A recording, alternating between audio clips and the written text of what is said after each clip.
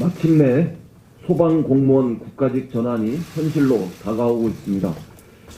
관련 법안이 법사위를 통과해서 지난 10년 동안 소방관과 우리 국민들이 함께 꿈꿔온 수건이 마지막 본회의 처리를 앞두고 있습니다. 소방관의 98%는 지자체에 소속되어 있으면서 지역 예산 편차 때문에 안전장비를 사비로 구입해야 하는 열악한 현실도 있었습니다. 소방관은 우리 국민이 어려움에 처했을 때 가장 먼저 달려와서 우리 국민의 목숨을 자신의 목숨을 걸고 우리 국민의 목숨을 구하는 분들입니다. 그러나 한 달 위험 수당은 고작 6만 원에 불과합니다. 지난 4월 강원도 산불 당시 우리는 소방조직 일원화의 중요성을 절감했습니다. 전국의 소방조직이 한몸처럼 움직인 덕분에 국가 재난사태인 강원도 산불도 조기에 진압할 수 있었습니다. 소방직의 국가직 전환은 국민 안전을 지키는 매우 중요한 전진입니다. 사실 소방공무원을 국가직으로 전환하는 것은 너무도 당연해 보이고 우리 국민들의 지지도 높은 사안이었습니다. 그러나 이런 당연해 보이는 일조차 말 못할 우여곡절을 겪고서야 여기까지 올 수 있었습니다. 그간 국가직 아니면 불 못 끄냐는 폭언과 험담도 있었고 결국 그 반대를 뚫고 안건 조정위까지 거치면서 어렵게 여기까지 왔습니다. 민주당은 법안 통과를 위해 마지막까지 최선을 다하겠습니다. 민생 입법에도 더욱 힘쓰겠습니다. 어제 개인정보보호법 개정안이 행안위 법안 심사 소위를 통과하면서 데이터 3법의 연내 통과에도 청신호가 들어오고 있습니다. 데이터 3법은 앞으로 50년 동안 우리가 먹고 살아가야 할 데이터 산업, 인공지능 산업을 육성하기 위해서 필수적으로 필요한 법안입니다. 지금 한 발 늦어지면 훗날 5년, 10년 뒤처지는 긴박한 상황입니다. 미래의 새로운 성장 동력을 만드는 일을 더 이상 지체해서는 안 되겠습니다. 아울러 소상공인 지원 3법, 이른바 유통산업발전법, 가맹사업법, 조세 특례 제한법을 비롯한 중요한 민생법안 통과도 서둘러야 합니다. 어제 중소상인들이 국회를 찾아와서 유통산업발전법 등 중소상인 민생 입법을 국회가 빨리 개정할 것을 촉구했습니다.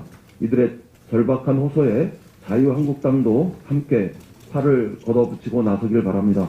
20대 마지막 정기국회에서 더 많은 민생 법안을 처리할 수 있도록 야당의 협조를 다시 한번 부탁합니다. 어제 자유한국당의 황교안 대표께서 내년도 예산에 대해서 빚놀이를 하겠다는 것이다. 빚을 내서 내년 총선을 앞두고 표가 되는 곳에 뿌리겠다는 것으로 보인다. 국민 세금을 이용한 부도덕한 매표 행위 아니면 뭐겠냐. 국가 부도의 지름길, 집권당의 매표에 장래 세대의 미래가 참 암울해지고 있다라고 최고위원회에서 발언하셨답니다. 총리까지 지낸 분이 하신 말씀이라고는 참으로 믿기 어렵습니다.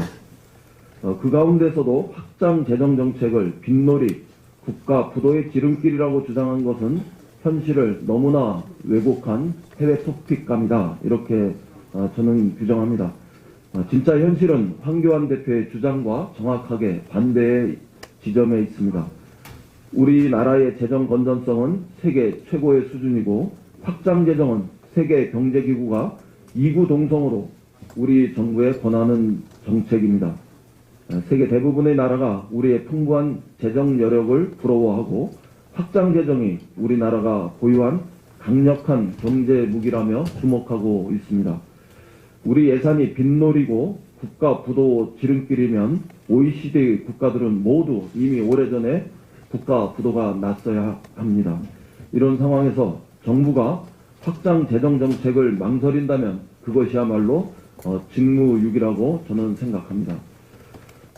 진짜 매표 예산을 추진하는 곳은 바로 자유한국당입니다. 지난 6월 당정이 이장 통장 처우 개선을 위해 수당 50%를 올린 바 있습니다. 그때 자유한국당은 총선용 현금 뿌리기라며 맹렬히 반대했었습니다. 그런데 지금 11일 느닷없이 올해 올린 수당을 다시 2배로 또 올리자는 주장을 자유한국당이 했습니다. 아무 설명도 없이 불과 5달 만에 손바닥 뒤집듯이 정반대 주장을 들고 나온 것입니다. 그때와 지금 상황이 달라진 것은 선거를 앞두고 있다는 것 말고는 하나도 없습니다. 이런 게 바로 황교안 대표께서 주장하는 선거용 매표 예산의 생생한 사례입니다. 자유한국당에게 제안합니다. 국민이 요구하는 것은 치열한 민생 예산 경쟁입니다. 낭비성 예산은 철저히 깎고 생산적 예산은 확실하게 지켜내야 합니다. 민주당은 선심 예산을 막자는 야당의 제안은 수용하겠습니다.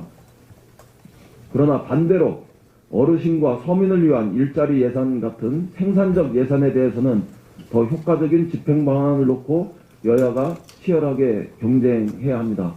막무가내 삭감, 무조건 삭감은 더 이상 안 됩니다.